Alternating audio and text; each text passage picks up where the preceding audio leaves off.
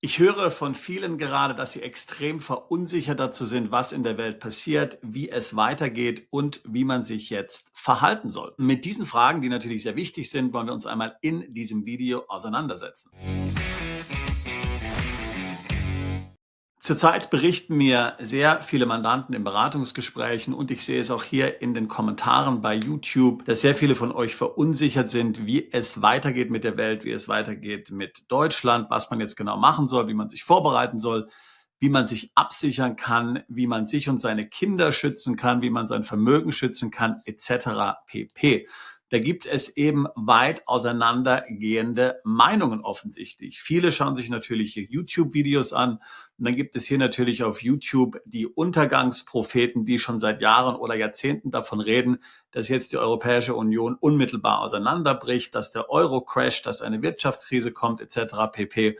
Aber jetzt sieht man momentan, dass das Gegenteil passiert. Das heißt, der Dollar fällt, der Euro steigt. Auf einmal wird der Euro als der sichere Hafen hier von den internationalen Finanzinvestoren gesehen. In Amerika dagegen scheint es bergab zu gehen. Und passend zu Ostern fühlt man sich im Grunde fast so wie die ersten Christen, die ja damit gerechnet haben, dass Jesus unmittelbar jetzt hier zurückkommt und dass die Welt praktisch untergeht. Aber dann hat das Ganze doch viel länger gedauert und man wusste im Grunde nicht, was man jetzt davon halten soll, wie man leben soll und wie man letztlich mit diesen wichtigen Fragen umzugehen hat. Kurz und gut, man ist verunsichert, man verliert den inneren Frieden und das ist natürlich keine sehr schöne Situation. Damit lässt es sich nicht sehr gut leben. Wir reden ja auf diesem Kanal sehr viel über das Thema Plan B und Auswandern. Tatsächlich wandern natürlich nach wie vor viele Menschen aus. Viele Menschen sind aber nun auch verunsichert. Sollen wir wirklich auswandern? Vielleicht wird es alles gar nicht so schlimm. Vielleicht brauche ich mein Vermögen gar nicht hier aus Deutschland abzuziehen. Jetzt haben Sie hier die Steuererhöhung, die ja von der SPD zunächst hier in den Koalitionsverhandlungen hier hervorgebracht wurden, nicht im Koalitionsvertrag materialisiert, sind sie jetzt vom Tisch, ist es vielleicht doch alles gar nicht so schlimm. Was ist eigentlich die Wahrheit? Was ist Desinformation? Wem kann ich überhaupt trauen? Wem soll ich glauben? Natürlich muss man also zunächst mal ganz ehrlich sagen, dass vieles von dem, was auf YouTube erzählt wird, schlicht und ergreifend Quatsch ist. Vielleicht nicht kompletter Quatsch, vielleicht ist ein wahrer Kern dran. Aber natürlich kann niemand genau voraussagen, wann der Euro jetzt untergeht. Ich bringe ja immer das Beispiel vom Römischen Reich. Also das Römische Reich hatte im Jahre 118 seinen Zenit überschritten im Sinne seiner Ausdehnung. Danach ging es nur noch abwärts, aber auch dieser Abwärtszug hat dann mehrere hundert Jahre gedauert. Und das Weströmische Reich bestand ja dann fast noch 400 Jahre. Das Oströmische Reich sogar 1400 Jahre. Ja, also wann dann wirklich etwas untergeht, wenn mal der Untergang eingeläutet ist, das kann niemand so wirklich genau sagen. Und jeder, der dir hier voraussagt, dass 2028 irgendwas passiert oder 2030 irgendwas passiert, der erzählt schlicht und ergreifend nicht die Wahrheit, denn das kann niemand so voraussagen. Man hört ja hier schon bei jedem kleinen Beben an den Aktienmärkten, wie jetzt vor kurzem, als es die Kurse hier gefallen sind, nachdem Trump die Zölle angekündigt hat, dass das jetzt der Beginn von einem weltweiten Crash ist, dass wir bald alle hier komplett unser Vermögen verlieren. Das ist natürlich aber auch Sensationsheischerei. Hier soll Geld mitgemacht werden. Ich bringe ja immer hier das Beispiel der bekannten Goldverkäufer. Letztlich geht es ja hier darum, einfach dann Gold zu verkaufen. Dann stellt die Welt möglichst negativ dar in der Hoffnung, dass dann im Reflex hier in die Brieftasche gegriffen wird, beziehungsweise die Kreditkarte rausgezogen wird, um dann hier mal wieder ganz kräftig überteuertes Gold zu kaufen. Das ist ja ein alter Trick, den gibt es schon seit Jahrzehnten. Also schon zur Zeit Nixons wurde gesagt, dass das Ende des Dollars nah ist und dass jetzt bald alles crasht und man jetzt hier lieber ganz schnell in Sicherheit bringen müsste. Ja, das sind alles langjährige bekannte Phänomene und auch in Deutschland ist es genau das Gleiche. Ich meine, die Grüne Partei stellt sich ja oft da hier mit moraliner Überlegenheit. Tatsächlich sind sie ja die Könige der Desinformation. Du magst dich vielleicht an die frühen 80er Jahre erinnern, wenn du alt genug bist. Die Grünen sind ja durch Panikmache hier groß geworden, schlimmer als jeder YouTuber heutzutage. Über wissenschaftlich nicht belegte Desinformationen, die sie verbreitet haben, die sie sich auf die Fahnen geschrieben haben, mit denen sie in den Wahlkampf gezogen sind. Also Stichwort saurer Regen zum Beispiel. Wir zeigen hier jetzt mal ein Spiegelcover aus den 80er Jahren. Natürlich gibt es auch hier, wie heutzutage bei den YouTubern, einen wahren Kern. Natürlich ist Umweltverschmutzung schlecht. Natürlich gibt es so etwas wie sauren Regen, aber die genauen Zusammenhänge hat man selbst heute noch nicht hundertprozentig verstanden. Und damals konnte man sie garantiert noch nicht verstehen. Das heißt, da wurden auch Halbwahrheiten verwendet. Da wurde gesagt, Deutschland geht unter, die Welt geht unter, unsere Kinder müssen ohne Wald aufwachsen, etc. pp. Das gleiche haben wir noch mit dem Thema Aufrüstung gesehen. Also erinnere dich an die Pershing-Raketen, die da stationiert werden sollten in Deutschland. So sind die Grünen groß geworden. Könige der Desinformation. Panikmache, Halbwahrheiten verbreitet. Und auch damals konnten ja die Deutschen damit umgehen. Das heißt, wer vernünftig war, der hat gesehen, naja, okay, es gibt natürlich schon einen wahren Kern an diesen Sachen. Man muss natürlich auf jeden Fall die Umwelt bewahren. Ich glaube, dem wird jeder zustimmen. Umweltgifte zum Beispiel in der Ernährung sind ein Problem. Das wissen wir ja alle. Aber deswegen aber dann gleich zu sagen, ich ziehe mich jetzt hier in die Berge zurück und warte auf den Weltuntergang, war natürlich damals schon komplett falsch und ist heute genauso komplett falsch. Das heißt, du solltest jetzt nie dein Leben hier komplett umkrempeln wegen irgendwelchen Videos, die du auf YouTube zum Beispiel gesehen hast. Und du solltest dich auch hier nicht in Panik versetzen lassen. Du musst das alles im Kontext sehen.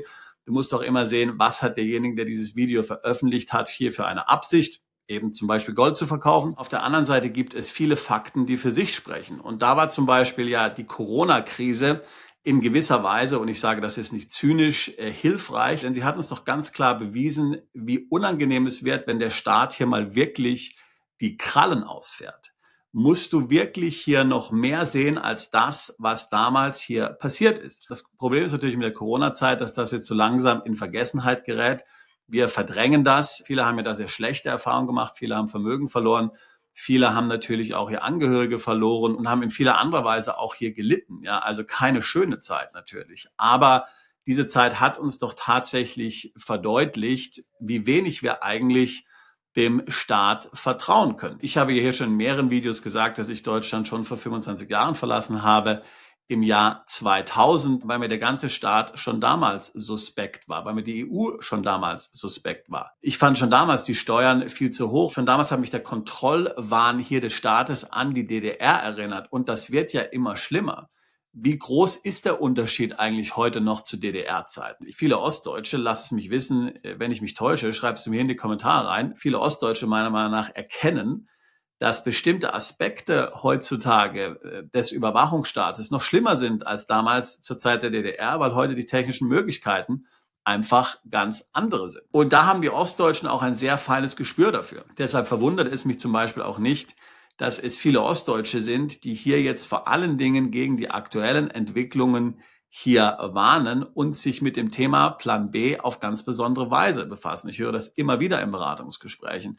Dort hört man ganz klar, wir wollen nicht zurück in die DDR. Und das ist ja hier die DDR on Steroids, will man mal sagen. Ja, das heißt also die Turbo-DDR, wie sich das Ganze hier so entwickelt. Und wie gesagt, du musst dir ja nur die Fakten anschauen. Wir brauchen ja gar nicht hier jetzt auf irgendwelche Verschwörungstheorien hier uns zu berufen. Wir müssen ja gar nicht an irgendwelche Maßnahmen denken, die tatsächlich von der EU noch gar nicht beschlossen sind, die ja momentan noch rein spekulativ sind. Also zum Beispiel digitaler Euro, Vermögensregister etc. pp. Das sind ja Dinge, natürlich, die können möglicherweise kommen, aber ob sie wirklich kommen mögen, wer weiß. Aber schau dir die Dinge an, die tatsächlich schon eingeführt wurden. Also denken wir an die AMLA-Behörde in Frankfurt, denken wir an das zentrale Kontenregister, denken wir daran, dass ab 2027 hier beim Kauf von Wertgegenständen wie zum Beispiel Gold, Gemälden, Schmuck ab 10.000 Euro man hier in eine Datenbank eingetragen wird und sich ausweisen muss in der EU. Denken wir an das, was hier bei Krypto gerade passiert, also ich sage mal Mika, Travel Rule, DRC8. Denken wir an den automatischen Informationsaustausch. Und dann denken wir auch noch an die tatsächlichen Krisen, die wir in Deutschland gerade sehen. Wir sind in der schwersten Rezession seit dem Zweiten Weltkrieg, seit 3 Jahren kein Wachstum. Wir haben eine katastrophale demografische Entwicklung. Spätestens 2035 sind die Rentensysteme am Ende. Wir sehen, was jetzt hier passiert in puncto Sozialversicherung, Krankenversicherung etc. pp. Also, was musst du eigentlich noch sehen? Dann die ganze geopolitische Krise, Aufrüstung, die Krise im Osten. Selbst wenn Putin hier jetzt den Krieg beendet zusammen mit Trump, was wird nach Putin kommen? Was wird nach Trump kommen? Und natürlich muss man dann sagen, dass wir hier eine riesige Assetblase haben. Also sicherlich ist es in gewisser Weise wahrscheinlich, dass irgendwann mal ein Finanzcrash kommt. Möglicherweise kommt er nächsten Monat, möglicherweise kommt er in 5 Jahren.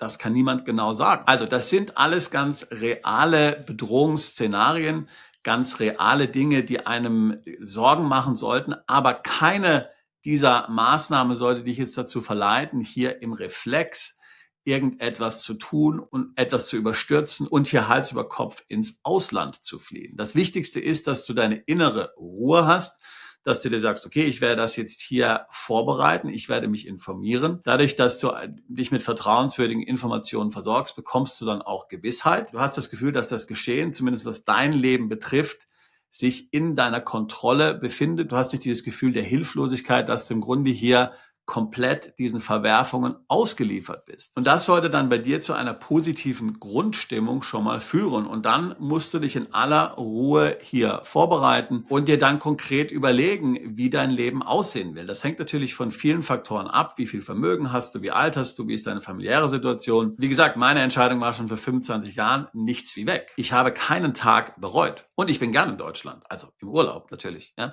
Ich habe absolut keinen Hass auf Deutschland. Die deutschen Politiker sind mir eigentlich ziemlich egal.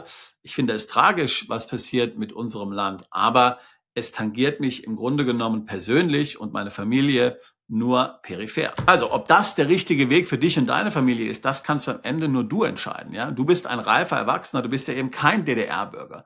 Du bist jemand, der selbstverantwortlich handelt. Du brauchst hier nicht das Handholding einer staatlichen Autorität, sondern du kannst selbst Entscheidungen treffen für dein Leben. Das heißt, du überlegst dir mit deiner Ehefrau, mit deinem Ehemann, mit deinem Lebenspartner, wie ihr gemeinsam euer Leben gestalten wollt. Und dann trefft ihr in aller Ruhe und mit Bedacht die richtigen Entscheidungen. Wenn du mich fragst, dann rate ich dir natürlich, ins Ausland zu gehen, wenn die finanzielle Situation bei dir stimmt. Ich würde nicht so ohne weiteres ins Ausland gehen, wenn du zum Beispiel nicht ein gewisses Vermögen oder ein gewisses Einkommen hast, beziehungsweise nicht das Potenzial hast, ein solches zu erwirtschaften, weil dann ist es im Ausland nicht unbedingt schön. Aber wenn du jemand bist, der zum Beispiel sich vorstellen kann, ein Unternehmen zu gründen, dann gibt es natürlich zig andere Länder, außerhalb Deutschlands, außerhalb der Europäischen Union oder zum Teil auch in der Europäischen Union, wo du deutlich weniger Steuern bezahlst, insgesamt vielleicht sogar weniger als 10% Steuern und möglicherweise Zehntausende, Hunderttausende sparen kannst, die du dann wieder in das eigene Vermögen investieren kannst. Ich habe mal mit einem Mandanten gesprochen, der hier ins steuergünstige Ausland umgezogen ist, und er hat mir gesagt, dass sich sein Vermögen im Grunde vergrößert hat wie ein Schneeball,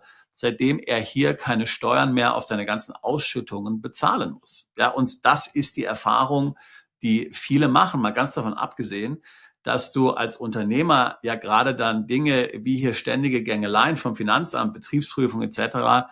dir komplett sparen kannst. In den meisten Ländern gibt es sowas einfach nicht. Ja. Also in Ländern wie zum Beispiel UK und wie gesagt Malta, Zypern oder vielen anderen Ländern gibt es standardmäßig keine Betriebsprüfungen. Sicherlich, wenn hier ein konkreter Verdacht besteht, dass man Steuerbetrüger ist, dann sicherlich wird hier die Finanzbehörde mal reinschauen. Ja? Aber diese Gängelung hier seitens des Finanzamtes, wie wir sie aus Deutschland kennen und zum Teil natürlich auch in den anderen deutschsprachigen Ländern, das gibt es in vielen Ländern nicht.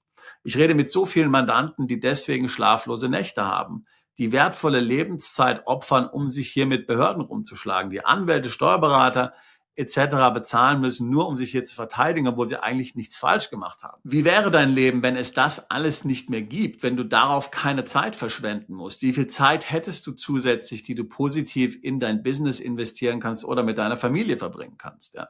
Und das sind alles entscheidende Fragen. Ja? Also egal, ob der Euro untergeht oder nicht, egal, ob es zum Finanzcrash kommt, egal ob die EU auseinanderbricht oder die deutsche Regierungskoalition scheitert. Die Dinge, die ich genannt habe, sind alle Fakten, die ohnehin existieren, und das sollte schon Grund genug sein eigentlich für dich, um zu sagen, naja, ich muss es mir wirklich gut überlegen, ob ich das hier in Deutschland weitermachen will. Es sagt ja niemand, dass es sozusagen ein Goodbye forever ist, wie man so schön auf Englisch sagt. Du kannst ja einfach sagen, ich gehe jetzt mal ins Ausland für 5 bis 10 Jahre, verdiene mal ordentlich hier steuerfrei Geld, gebe dem deutschen Staat gar nichts, und danach komme ich als Privatier nach Deutschland zurück, zahle vielleicht noch Abgeltungssteuer auf irgendwelche Kapitalerträge, die man hat. Das ist ja möglicherweise noch verträglich. Aber ich baue erstmal Vermögen im Ausland steuergünstig auf hier, ohne diese ganzen Reibungsverluste, die so das Unternehmerleben in Deutschland und vielfach eben auch in anderen deutschsprachigen Ländern mit sich bringen. Kann mich hier voll auf mein Business konzentrieren, kann mich auf meine Kunden konzentrieren, kann mich darauf konzentrieren, hier mein Vermögen aufzubauen. Ja? Das heißt, in deiner Unsicherheit solltest du dich auf die Dinge konzentrieren, die tatsächlich sicher sind, und schlicht und ergreifend alles, was Gerüchte ist oder Spekulation, einfach mal hinten anstellen. Wie gesagt, ich sage nicht, dass das jetzt hier alles komplett gelogen ist. Da ist sicherlich bei vielen dieser YouTube-Videos auch ein wahrer Kern dran. Aber mit Sicherheit sollte man sich davon nicht aus der Ruhe bringen lassen. Also mein Tipp an dich, wenn ich du wäre, weil ich es natürlich auch so selbst gemacht habe und selbst so lebe, würde ich dir garantiert empfehlen, wenn du finanziell in der Position bist, Deutschland zu verlassen, ins Ausland zu gehen.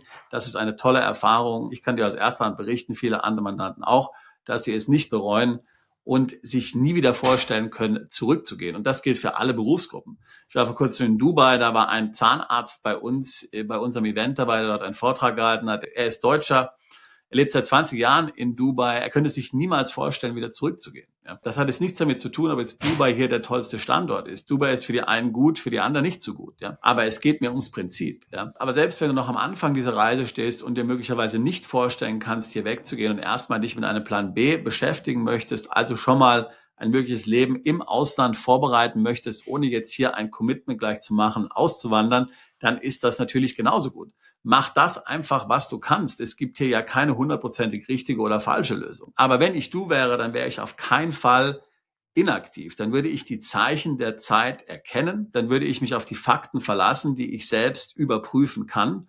Und dann, wie gesagt, werden viele sicherlich zu dem Schluss kommen, dass die Situation schon besorgniserregend genug ist, um hier sich tatsächlich zu überlegen, seine Koffer zu packen und zu gehen oder wenigstens schon mal im Rahmen eines Plan B auf ein solches Szenario vorzubereiten. So, wenn auch das Fragen sind, die dich umtreiben, dann würde ich mich freuen, mit dir ein Beratungsgespräch zu führen. Link dazu packe ich hier in die Beschreibung dieses Videos mit hinein. Komm gerne auch mal zu einem unserer Events, dort wirst du viele Gleichgesinnte kennenlernen, da wirst du Daniel und mich kennenlernen, natürlich viele interessante Sprecher auch. Dort befassen wir uns genau mit solchen Fragen. Wir machen regelmäßig Events und Reisen. Alle Details auf unserer Webseite perspektiveausland.com. Ich würde mich freuen, auch dich alsbald zu unseren Mandanten zählen zu können. Bist du Unternehmer, Freiberufler oder Investor? Zieht es dich schon lange ins Ausland? Mach heute den ersten konkreten Schritt in eine Zukunft mit mehr Geld und mehr Freiheit. Buche ein Beratungsgespräch mit Sebastian und seinen Kollegen. Unsere Kanzlei unterstützt Mandanten wie dich dabei, deine Steuerlast legal zu reduzieren, Vermögen aufzubauen und zu schützen und deine persönliche Freiheit zu maximieren. Profitiere jetzt von unserem Fachwissen und unserem Netzwerk. Gehe zu mandatierung.com und werde Mandant unserer Kanzlei.